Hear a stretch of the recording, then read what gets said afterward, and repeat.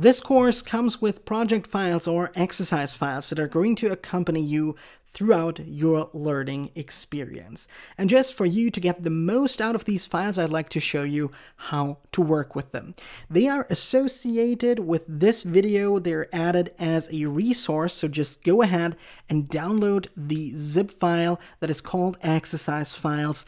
And in this zip file, if you've downloaded it and unpacked it on your machine, you will find a folder for each video in this course that requires or deals with specific files. So for example, in section 5, and if we're having a look at section 5, video 5, then you will find two folders in this video folder stated or named begin and end.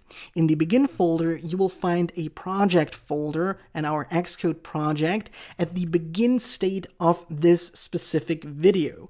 All the previous steps that already occurred in previous videos are taken here, and you can just follow along with what we're doing in this specific video. If you'd like to see the end state, just open up the end folder and you will see the end result of a specific video.